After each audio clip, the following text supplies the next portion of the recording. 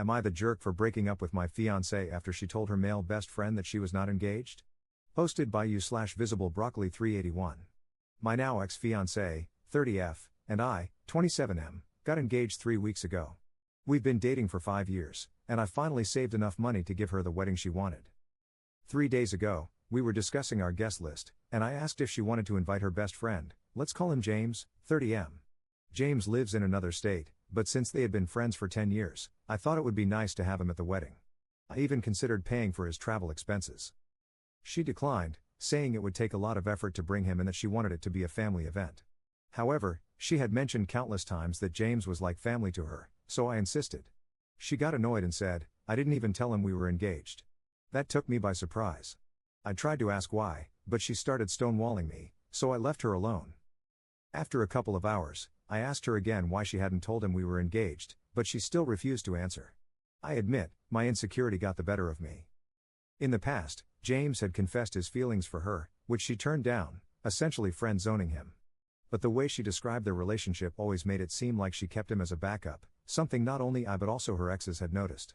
She had married him online, they always made their World of Warcraft characters look like a couple, wearing the same transmog and things like that, and whenever she had fights with her exes, he was always there for her, etc.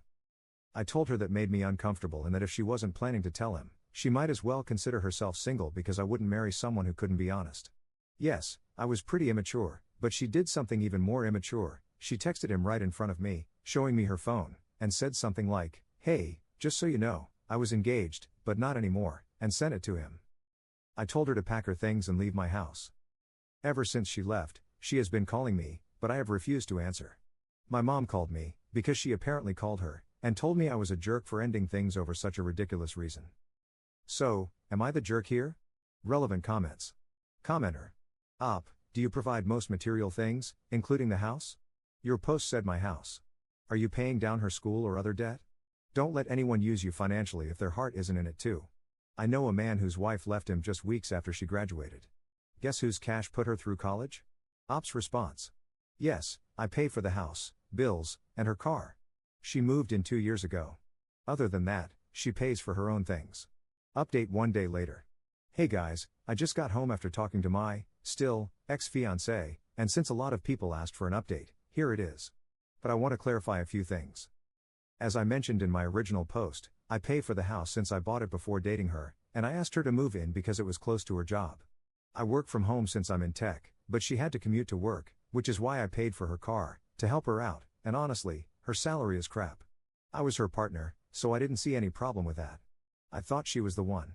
Despite everything, she is smart, funny, and we had chemistry, but I felt betrayed. Now, to the update. We met at a coffee shop under the premise that we would discuss how to save our relationship, or at least, that's what she thought. As soon as we sat down, I asked to see their messages. She got defensive immediately and told me she had deleted everything. I asked to see her phone anyway. She started to cry, ugly cry, begging me to stop. At that point, I had already decided I was done with the relationship, but damn, I was curious. It took a good 20 minutes for her to hand me her phone, a lot of crying, even a waitress asking her if she was okay. So I read the messages. There wasn't any outright cheating, no nudes being exchanged, no professing love for each other, but what I read still stung. There was a lot of crap talking about me. A lot. Text after text of them saying how terrible of a person I was, criticizing my hobbies, I like video games and pro wrestling, saying I wasn't a real man because of them, and stuff like that. But there were 2 topics that caught my eye. One where she told him I was having trouble getting hard and that it was frustrating for her. And one where she complained about how she didn't want to be stuck in our relationship. Yes, I was having problems in bed. Because I was grieving. My father passed away 6 months ago. As for the stuck thing, I remember telling her that when we got married, if she wanted, she could leave her job, and I would provide for both of us. I don't know if she took that the wrong way, but I guess it was related to that. Honestly, I don't know. By the time I gave her the phone back, she was already making excuses for why she said those things to him, how he was like a therapist for her. Then she asked me, don't you complain about me to your friends? And I simply replied, no, I don't. She started crying again. I took a deep breath and just said, just give me the ring back. I didn't have the ring with me, like some suggested. She hesitated a bit but gave it to me anyway. I stood up and asked her to delete my number and not bother me anymore. I called her mom and asked her to pick up her daughter's stuff from my place. Her mom is a good person, and I'm just now realizing how much I'm going to miss her as I write this. She understood why I decided to end it, but she didn't ask much, and to be honest, I'm glad she didn't. As for my own mom, I didn't call her, I just blocked her for reasons unrelated to this post. I just realized she never had my back in anything. I was always trying to save an already failed mother-son relationship. Before I go, I just want to clarify, I was never against her having male friends or any type of friends. People are going to cheat if they want to, friends or no friends. I remember my dad telling me something when I was a teenager. He always said, opportunity makes the thief, but I don't agree with that. Anyway, since I have the next 2 weeks off work, I'm going to figure out what to do with the wedding money, drink some booze, play games, and watch Monday Night Raw later. Peace. Edit. A couple of people are asking about the car. It's a 2015 Nissan Versa, which she crashed twice, both times by rear-ending someone.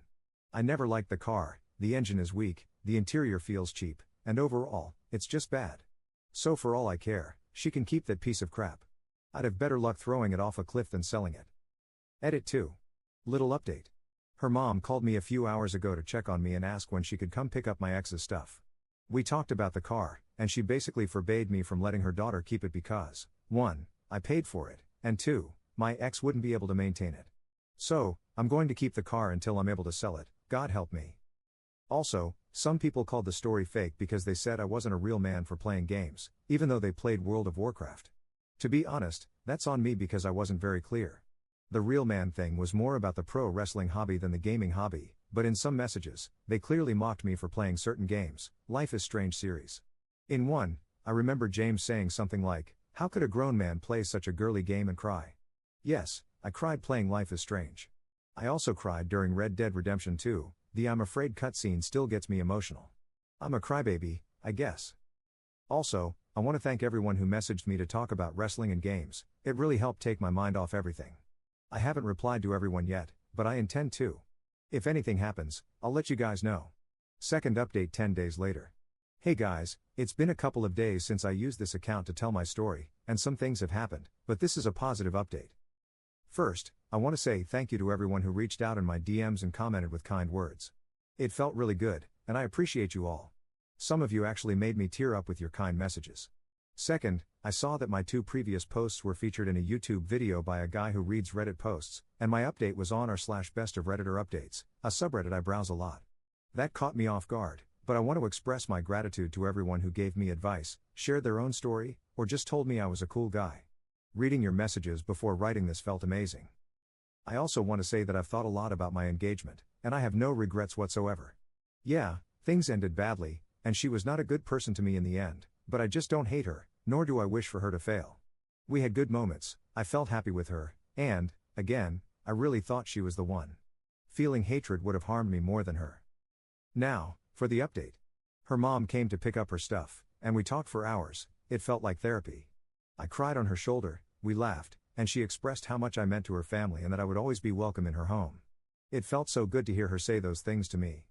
Before she left, she asked if I wanted to know how my ex was doing. I got curious and asked.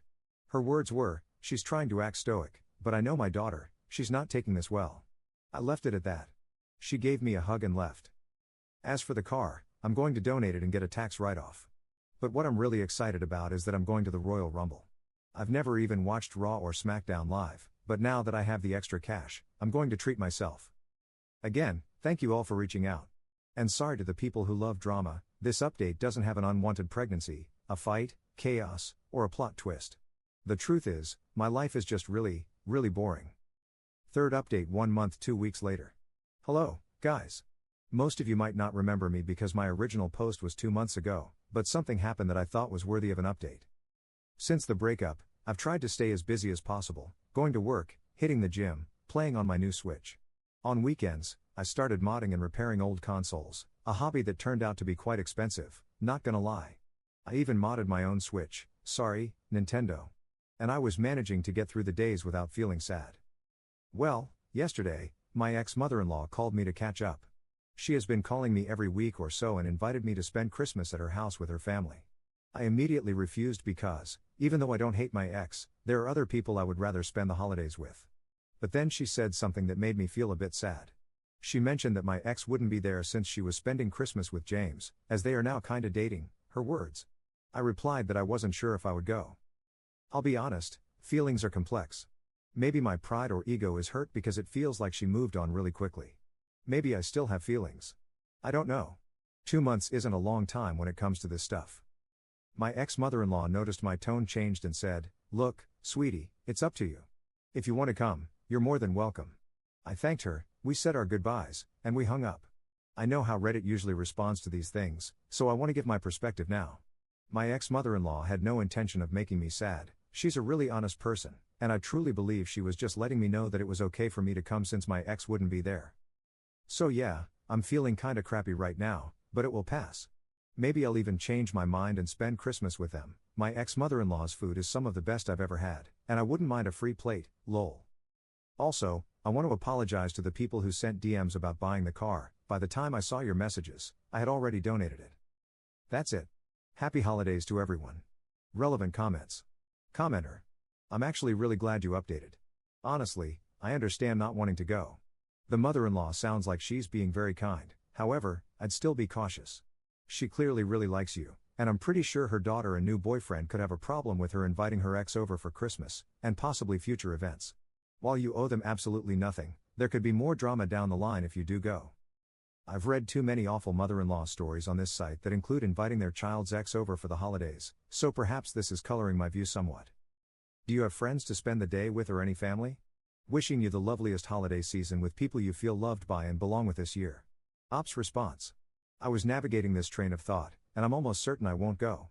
I don't want to be like those exes described in the posts you mentioned. And to answer your question, I have friends, but I'm not comfortable spending the holidays with them since they will be with their families. I would feel like an outsider, ha. I cut my mom off. She was really controlling and toxic, a narcissist. My dad died, as I previously mentioned, and I've never been close to my extended family since they live in Brazil, my dad's home country. Op adds an edit to his post. Hey everyone, I read your comments, and people were really divided about me spending Christmas with my ex-mother-in-law. Some said I should move on and decline the invitation, as that would make my healing process better and faster. Others suggested I go to piss off my ex and stay close to those who care about me. A lot of you made great points on both sides. Well, I texted my ex-mother-in-law this morning and told her I wouldn't be spending Christmas with her and her family. The idea of healing resonated with me much more than the idea of pissing off my ex. If I were petty, it would actually show her that I still care in some way, and I don't want her to get that idea. The opposite of love isn't hate but indifference. Honestly, my ex-mother-in-law would be the only person I'd feel comfortable interacting with, since I don't know her family well, they live in another state. Also, I've been thinking about my extended family in Brazil, and I'm wondering if I should plan a trip to visit them a year from now. That would give me time to save more money and travel without financial worries. I have my aunt, my dad's sister, on Facebook, so I'm going to contact her to see if I can meet them, get to know them better, and see how things go. Thanks, everyone. Fourth update 1 month 1 week later. Mid-December, the company I, 27M, work for decided that whoever was working remotely should go to the office in person at least 3 times a week. At work, there's this girl, Jackie, 22F, who started in November. I only knew her from Slack, but since the decision, she and I have become good acquaintances. We had a secret Santa, and I ended up getting her.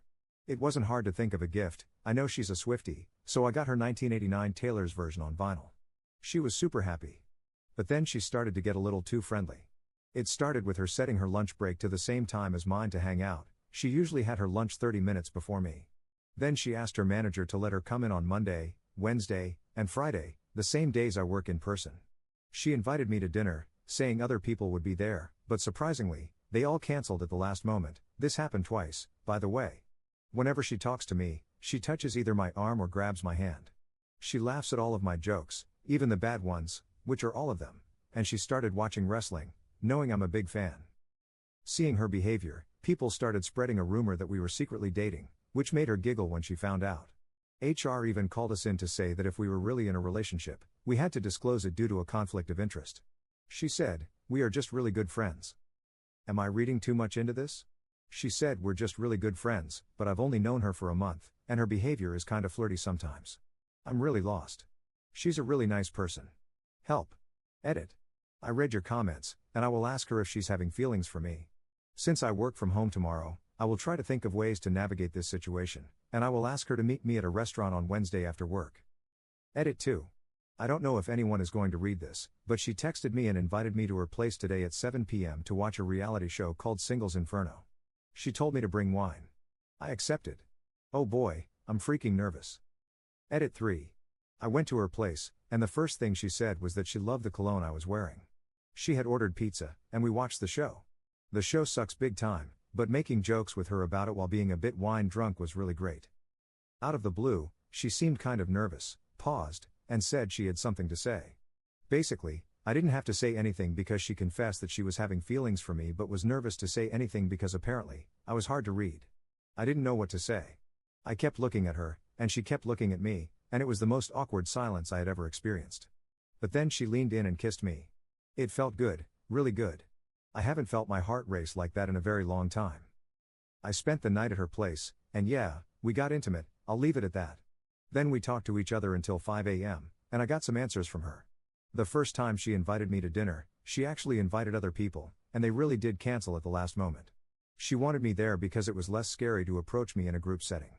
The second time, she really planned to have just me at dinner with her. For her, it was frustrating that I wasn't noticing all the signs she was giving, but at the same time, she thought it was cute. Inviting me to watch the show and drink wine was her Hail Mary attempt to make me realize that she liked me. She told me that we didn't need to rush things because I told her that I liked her but was afraid of carrying the baggage of my previous relationship into this. She said I could take my time to process my feelings. But the fact is, I like her, I really, really like her, and I think a relationship is something I want to pursue with her.